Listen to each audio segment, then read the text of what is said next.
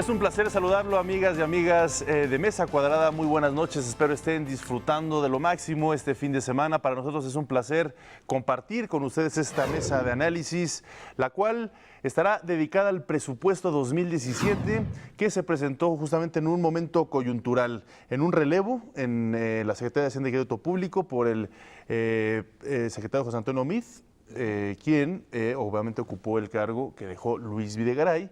Pero también hay otra coyuntura que va a ser interesante analizar en esta mesa, porque el presupuesto se presentó ante el Congreso de la Unión, en el momento en que todos pensábamos que Hillary Clinton iba a ganar la presidencia de los Estados Unidos, o al menos esa era la tendencia, sí, así es. Y el hecho pues fue lo contrario, que ganó Donald Trump. Entonces vamos a justamente poner sobre la mesa, sobre esta mesa de análisis, estas circunstancias. Quiero presentar a nuestro invitado del día de hoy.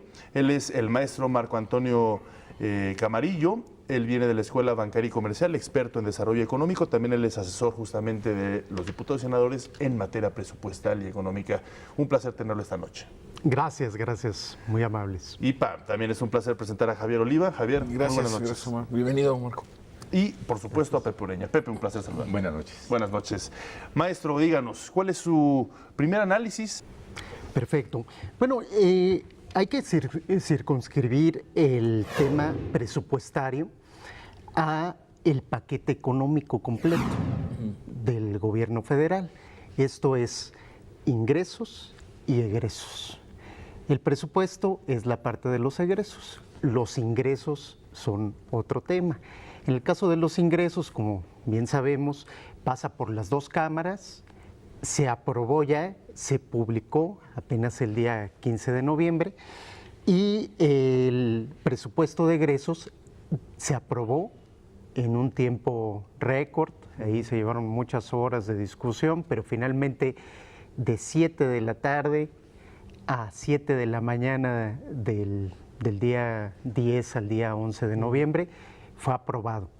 Prácticamente en sus términos, modificaciones de 1.1% hicieron los diputados. Ahora, el presupuesto de egresos se antoja como algo muy difícil de entender. Y estamos hablando de una casa, para poner el símil, una familia que recibe ingresos por 4.8 billones de pesos.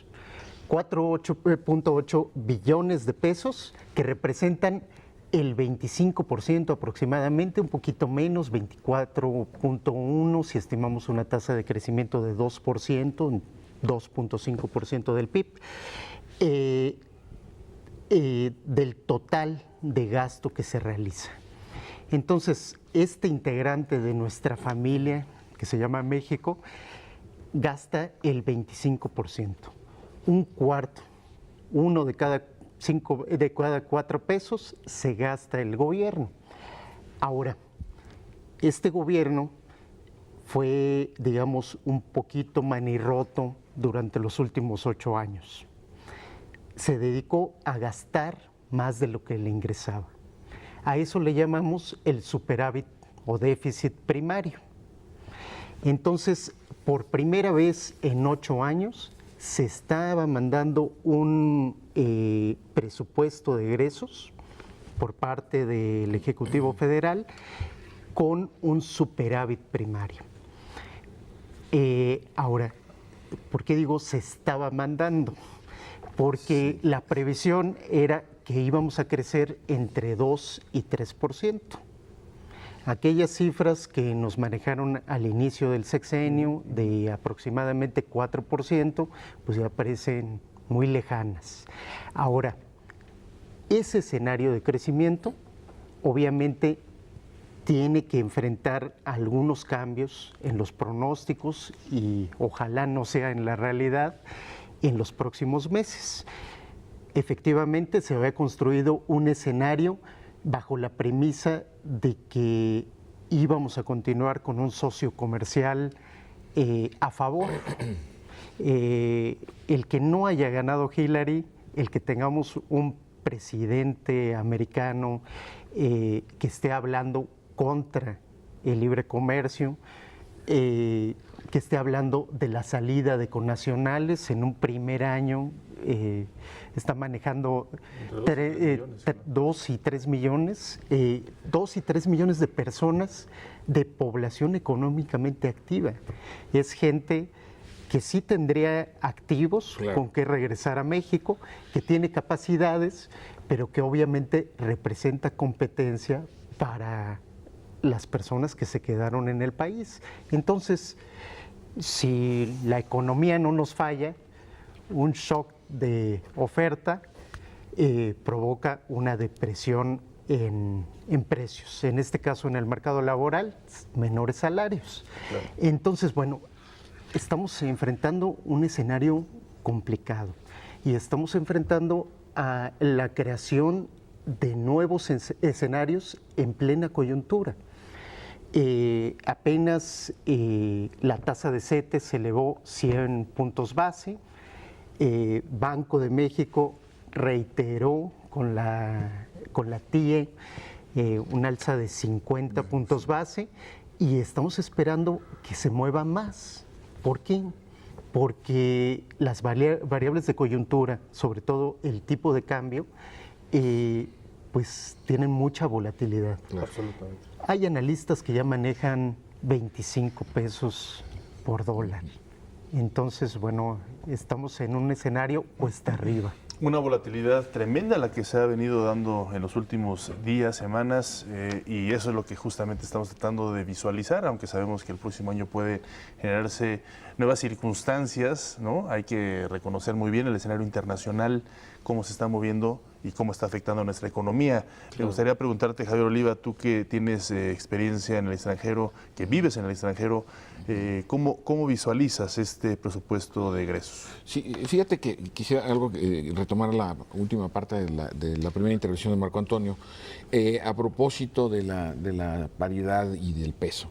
En México fue en el día inmediato posterior a la elección de Estados Unidos, estoy hablando del 9 de noviembre, era noticia la cotización del peso frente al dólar en los periódicos ingleses, franceses, como una muestra de lo que le podía pasar a la economía mundial o a ciertas monedas. Es decir, la forma, y hay que decirlo con toda claridad, la debilidad de la paridad del peso frente al dólar fue un referente de lo que se midieron como consecuencias inmediatas. Eso por un lado. Y por el otro, a mí lo que me ha llamado mucho la atención desde la propia campaña y ya cuando se iba cerrando las distancias y se aproximaba el 8 de noviembre, leía, yo no soy economista, soy un aficionado a la lectura de las notas de economía, pero a mí me causaba mucha extrañeza que la única moneda que se movía de maneras tan fluctuantes y que si... es decir, ¿qué fortaleza puede tener una moneda que depende del discurso de un señor que ni siquiera es de ese país, ¿no? Sí, claro. Entonces, siempre me llamó la atención esto y pensando, y luego en las complejidades en las cámaras, sobre todo en la Cámara de Diputados, que es la Cámara de Origen, pues las negociaciones políticas y que si la elección y que si viene el Estado de México y Coahuila y Nayarit, etcétera, ¿no? Entonces, sí la forma en la que se percibió la situación del peso mexicano, insisto, lo tomo como variable de lo que tú apuntabas hace un momento, pues sí, perdón, dejaba ver una cierta debilidad, ¿no?, de nuestra economía al depender tanto. Y hablaba con algunos empresarios en estos días y me dicen, bueno, mira, es que en general la economía pues, está aguantando las presiones. Realmente lo que está sucediendo es que la gente está sacando dinero, ¿no? Es decir, estos personajes claramente identificados en alguna época, ¿no, Pepe?, como sacadólares, ¿no? Entonces son los que están apostando contra los intereses del país a través de sacar su dinero y hacer el cambio. Entonces, esto pues obviamente, como tú bien apuntabas, pues repercute de manera notable y con la amenaza, al menos la amenaza especulativa de una revisión, al menos eso sí no lo descarto, de que va a haber una revisión del Tratado de Libre Comercio, la va a haber. No sé si ya sería otra cosa a ver si sí, por ocurre supuesto, o no. Porque pues ahí vamos a ver con qué dureza llega Donald Trump y también con qué dureza oposición llega tanto el gobierno de Canadá como el gobierno de México. Y yo le quiero entonces preguntar a Marco, ante esa condición, ¿qué tan consistente resulta el presupuesto para procesar, no digo que resolverlas, porque no se trata de resolver, sino cómo procesar estas presiones, ¿no? El gobierno federal cuenta con algunos mecanismos, sobre todo la política fiscal y la política monetaria. La política monetaria, es una responsabilidad compartida entre la Secretaría de Hacienda y el Banco de México. Sin embargo, pues hay que enfrentar las cosas por su nombre. ¿Qué tanto puede el gobierno mexicano intervenir en un mercado donde diariamente se intercambian pesos por un valor total de 140,000 millones de dólares? Entonces, 140,000 millones de dólares es lo que a diario están circulando en el mundo. Entonces, esto responde a la política que llevamos durante los últimos 30 años, apertura comercial, estabilidad en las finanzas públicas, estabilidad en las variables macro. Entonces, para dimensionar para cuánto nos alcanza, hay que recordar que tenemos en reservas internacionales, tiene el Banco de México, 175,000 millones de dólares aproximadamente. Entonces, si quisiéramos mantener un tipo de cambio, digamos un tipo de cambio fijo, que optáramos por ese régimen cambiario, nos alcanzaría para un mes las reservas internacionales, es decir, no es opción de tener todo el mercado. Entonces, ¿qué opciones tendríamos? Tenemos opciones sobre todo de largo plazo. En el caso de largo plazo, continuar con una política ordenada en términos macroeconómicos. El mercado nos está exigiendo mayor contracción de la demanda agregada. Y la variable... ¿Qué es la demanda agregada? La demanda agregada es el consumo de todas las familias, las inversiones que hace tanto el gobierno como el sector privado, el gasto del gobierno y la balanza comercial. Ahora, hay que apuntar cómo se están comportando estas variables. Todas estas variables van con signo negativo en el último trimestre del año. Inversiones a la baja, exportaciones a la baja, gasto del gobierno a la baja, y la única variable que traíamos creciendo era el consumo.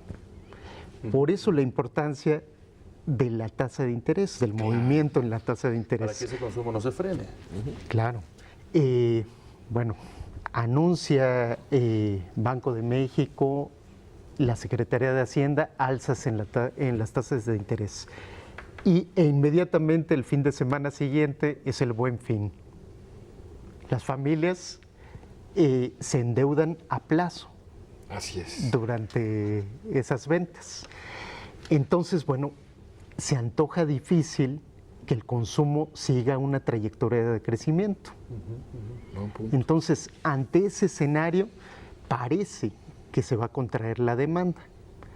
Ahora, la mejor política para detener el tipo de cambio es contraer demanda. Ahora, ¿qué implica eso?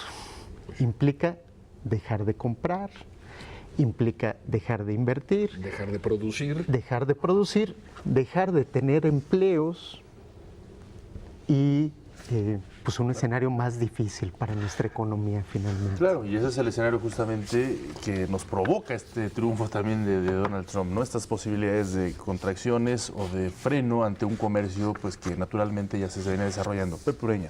Ciertamente ha habido depreciación del peso. ¿Por qué afectó a México? Bueno, pues porque México era el blanco de Donald Trump. O sea, nada más, ¿por qué no afectó a otros países? Pues porque no eran el blanco de Donald Trump. Eso, aparte de que México tiene la economía atada a Estados Unidos, porque Por las remesas, por una parte, las exportaciones, 80% de Estados Unidos, todo eso. Pero hay una parte que yo quiero preguntar, Marco, ¿por qué en el pasado se medía la economía por la devaluación del peso y en este momento, hasta ahora, no? ¿Por qué han logrado zafar este tipo de movimientos? Porque desde la crisis de 1994, desde diciembre de 1994, optamos por un tipo de cambio flexible. A diferencia del pasado, muchas personas se acuerdan del tipo de cambio de 12.50 durante el desarrollo estabilizador. Se había optado por un tipo de cambio fijo, un tipo de cambio que generara ciertas expectativas a los inversionistas, a los consumidores y que retenía, era una de las variables macroeconómicas que retenía la demanda agregada. Ahora, bueno, ya sabemos la historia posterior de endeudamientos y demás, que acabó con el tipo de cambio que tenemos actualmente. El tipo de cambio, recordemos que le quitamos 3 ceros a la moneda, sí, claro, equivaldría a 21,000 pesos por dólar. Ahora, no afecta tanto porque el tipo de cambio, al ser flexible, permite que se ajusten las exportaciones y las importaciones. Ahora, es una variable de coyuntura el tipo de cambio, pero no necesariamente nos pega en la coyuntura. Los inversionistas, las personas que compran y que venden materias primas, productos del extranjero, compran a meses de crédito. Entonces, bueno, gracias a esas políticas y a las tasas, a las coberturas cambiarias y demás, es que pues no afecta tanto un tipo de cambio. Pero lo que estamos viendo es un cambio estructural. Es decir, tenemos una industria automotriz muy grande y paralelo a la industria automotriz se generó una industria de autopartes en nuestro país. Entonces hay ciertas expectativas de cuánto va a demandar este sector de automotriz. En este momento, al darse anuncios de menor inversión americana, aunque sean meramente políticos, aunque sean oportunistas, especulativos, exactamente, la inversión tiende a detenerse. Claro. Esto es, si yo fabrico cubreasientos, pues esperaría que me demandaran cierta cantidad de acuerdo a la demanda de autos. Claro. Ahora, ¿qué esperaría? Invertiría en más maquinaria, contrataría nuevo personal si está anunciando un político que tiene peso en el gobierno americano, que no van a venir empresas, claro, más empresas a este país. Bueno, genera especulación por parte de los inversionistas, que es lo que el problema real que enfrentamos, más allá del tipo de cambio coyuntural. Claro. Bueno, pues vamos a hacer una breve pausa, si me lo permiten. Regresamos, estamos analizando algo muy importante. Me gustaría plantear las reformas estructurales en México, cómo paliarían el nuevo modelo empresarial también de Pemex y los ajustes en la recaudación de impuestos. Todo esto, cómo afecta o cómo beneficiaría el próximo año, en 2017, en cuestiones presupuestarias. Regresamos.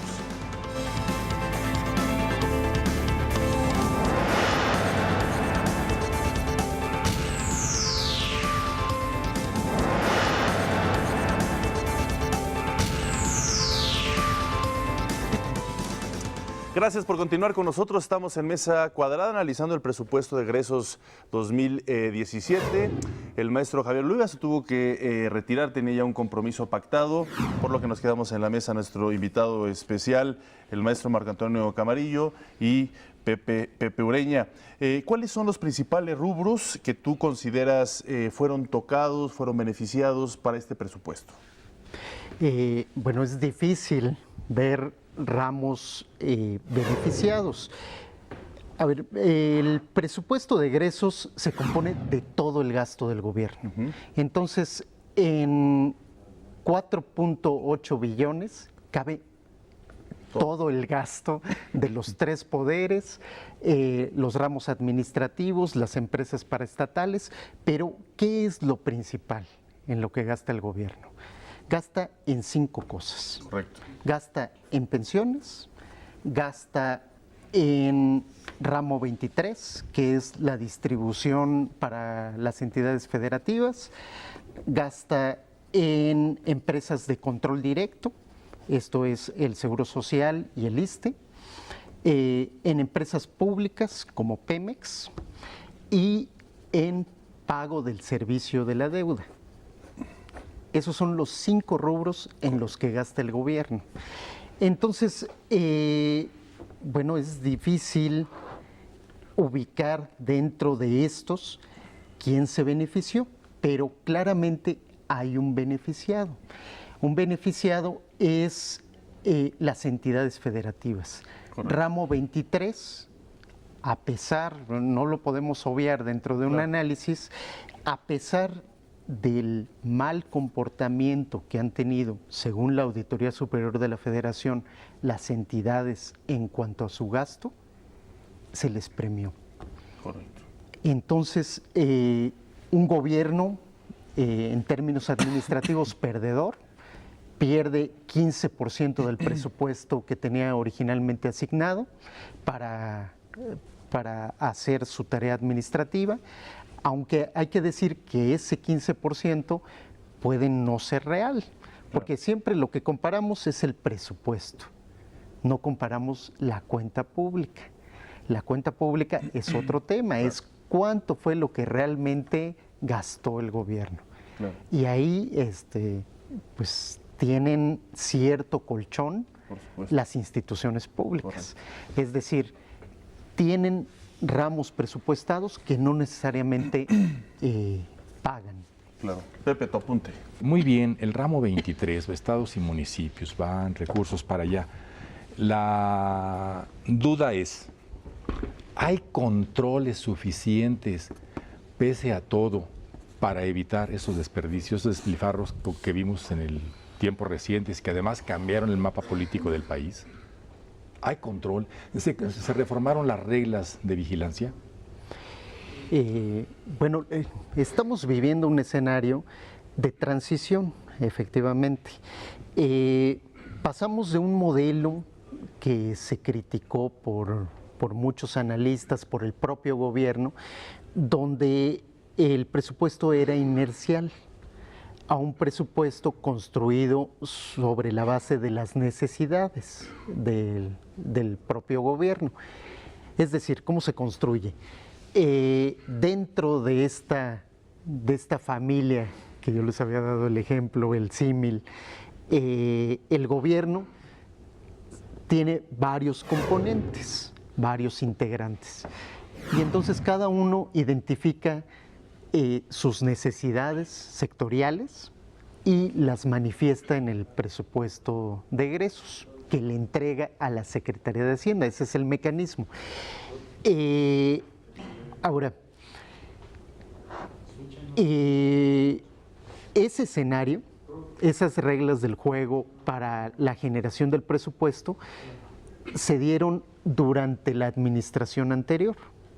Cambió el modelo. Ahora, a pesar de esos cambios, no hubo un cambio sustancial en el gasto, porque la mayor parte del gasto está asignado. Es decir, no le podemos recortar a las pensiones, no le podemos recortar al servicio de la deuda, le podríamos recortar a las participaciones estatales. Y bueno, aquí es contundente lo que ha dicho la Auditoría Superior de la Federación. Los estados están gastando mal el presupuesto. Hay rubros que no se tienen identificados. Hay críticas al gasto. En este escenario es importante el Sistema Nacional Anticorrupción. Nada más que en este sistema, bueno, nos esperaríamos un contrapeso por parte de la Secretaría de la Función Pública, un contrapeso efectivo de la Auditoría Superior de la Federación, donde la revisión de la cuenta pública fuera tomada en cuenta para la construcción del nuevo gasto. Es decir, si te portas mal en este hogar que se llama México, que haya consecuencias, que te vayas castigado 5 minutos, por lo menos al rincón, ¿verdad? Ahora, el castigo, hay que tener presente, no es necesariamente para los actores políticos. El caso de Veracruz, el caso de Veracruz es contundente. Gente que cobra pensiones del gobierno del estado está sufriendo por un mal manejo que se dio del presupuesto estatal. Claro, claro. Entonces, bueno, estamos en esa disyuntiva. Claro. A partir de esto me gustaría justamente preguntarte, Marco Antonio, el papel que está jugando las reformas estructurales, sobre todo la reforma energética, cuando estamos hablando de que uno de los beneficiarios es justamente Pemex. Dentro del paquete de reformas es la reforma que de corto plazo se antojaba iba a dar mejores resultados. Ya estamos hablando en este momento de la ronda 4. Hay gente, inversionistas interesados en invertir en exploración, explotación en México y bueno, estamos esperando que se dé de verdad la inversión. Tenemos un sistema todavía normativo adaptándose a largo plazo que nos prometió la reforma energética. Claro. Por ejemplo, por ponerles un ejemplo, el sector medioambiental para hidrocarburos está adecuando apenas su normatividad para poder responder a las necesidades de la ciudadanía, necesidades medioambientales respecto a las eventuales inversiones extranjeras. Ahora, esto está por darse apenas. Esperaríamos que esta reforma estructural nos generara mayores inversiones en el mediano y en el largo plazos. Claro. Pero hay que tener presente que estamos en un escenario de precios deprimidos del petróleo. Claro. Entonces, eso limita las inversiones. Es indudable que hay países donde se puede invertir a un costo más bajo. Claro, claro. Arabia Saudita, pues, bueno, tiene pozos petroleros en todo el país. Así es. Mismo Estados Unidos, California. Es mucho más sencillo sacar petróleo en el caso de yacimientos terrestres que en yacimientos marinos. Claro. Entonces, eso nos limita las oportunidades de corto plazo. Digamos, no es una variable que en la coyuntura nos vaya a ayudar. Claro. Esperaríamos que en el mediano y en el largo plazo nos den nuevas oportunidades. Pues bueno, terminamos. Lamentablemente el tiempo nos llegó al final de este programa. Muchísimas gracias por acompañarnos y por supuesto muchas gracias a Marco Antonio Camarillo de la Escuela Bancaria y Comercial, especialista en desarrollo económico y también asesor justamente del Congreso de la Unión en materia de presupuestos y economía. Gracias, hasta la próxima.